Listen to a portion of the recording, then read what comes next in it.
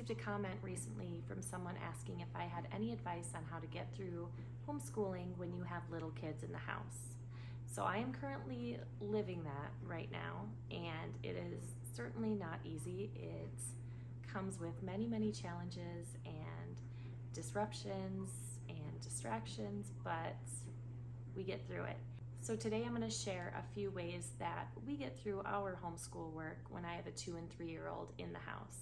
This is going to look different for every family. It's going to look different based on the age of your kiddos, and it even looks different for us just based on the day and season, which I'll get to a little later.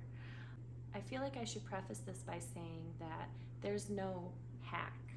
There's no perfect way to get through schoolwork when you have young kids in the house. This is the season that I am in right now, and while it can be really hard, I try to remind myself to stay present and mindful of where I'm at, because I know this isn't going to last forever.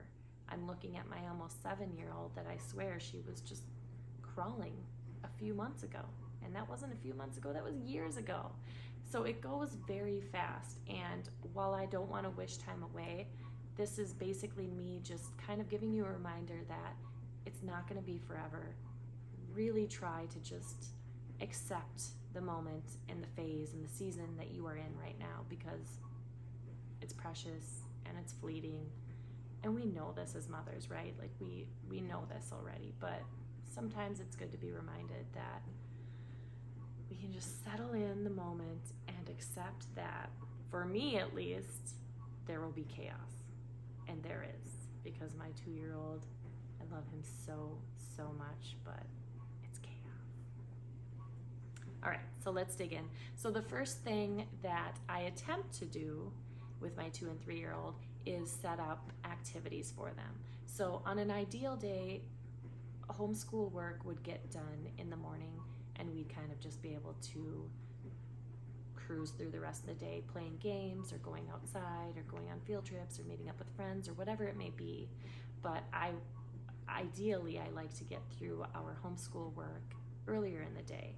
This doesn't always happen, but if I can get through it, it's usually because I have some kind of activity set up for my 2 or 3-year-old.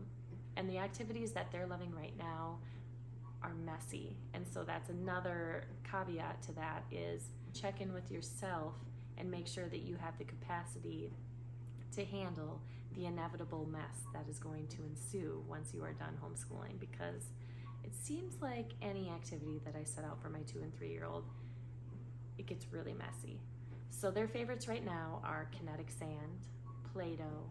They like playing with blocks, Magnetiles. All of those things do cause some kind of mess. So I'll set up like a tablecloth on the dining room floor, or blanket or towels, whatever it may be, just to kind of catch the kinetic sand and the Play-Doh and whatever it might add to the mess in the house. But it is still inevitable that it's going to get messy, and it's going to end up in my carpet, and I'm going to have to vacuum it out. But I also know that this is the stage of life that I'm in right now. Things are going to get messy. I'm going to be constantly cleaning. That's just where we're at. If the 2 and 3-year-old want to sit at the table with us, I will bring up the kinetic sand and the Play-Doh, or paint, markers, crayons, paper, so they feel like they're included in what we are doing and still by us.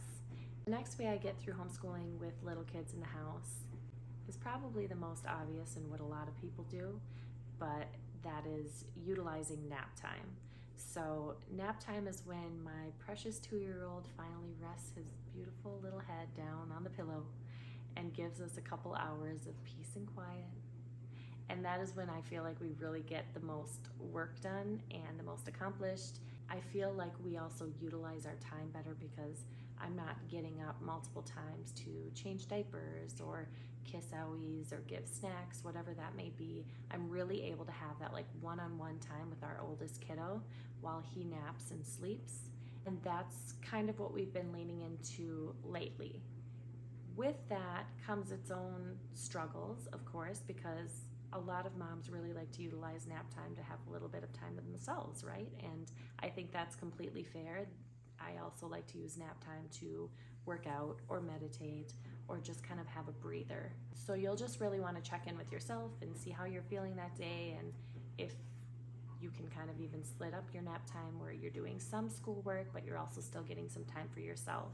Branching off of nap time, the next option we like to use is putting the younger two to bed earlier, and then being able to have that time in the evening to work on any other schoolwork that we might have missed during the day, or getting some math done, language arts done, just anything with my oldest at night. And she actually prefers this because it feels special to be able to hang out with mom when the whole house is asleep, and she feels like she's kind of like a big kid, which is fun for her. So we will sometimes get some homeschool work done when we get the two littles down to bed for the night. Another way we get schoolwork done is I wait until my husband is home, and once he's home, he's able to hang out with the 2 and 3-year-old, and I can focus on my oldest kiddo. And that usually is something that we'll do if we've been out and about for the day and my 2-year-old wasn't able to nap and we were too busy to be able to get any work done in the morning. That's also not going to work for someone who might have a spouse who works crazy hours, or they're a single parent. One of the other ways that we get through homeschooling with little kids is taking the homeschooling outside. That works really well for us in the warmer months like the spring, summer, fall, but we live in the northern states, so winter it's not really much of an option, but we do have a fenced-in backyard, so we're able to let the littles go run and play, and then I can focus on getting schoolwork done with my oldest, and we're still all enjoying the great outdoors and the sunshine and the fresh air. It's also nice for her because she gets a different change in scenery when she's doing her schoolwork. But to end this, I really just want to reiterate the fact that this season is not going to last forever, and these kiddos grow very fast, and to really try to be present and mindful and in the moment as much as you possibly can.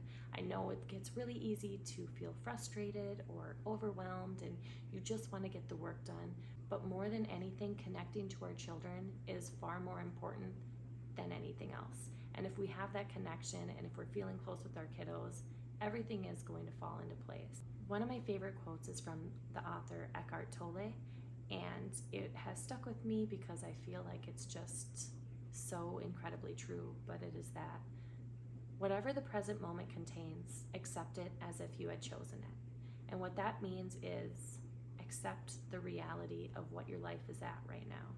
You might have very young children, babies, toddlers, whatever it may be. This is your life, and this is where you're at.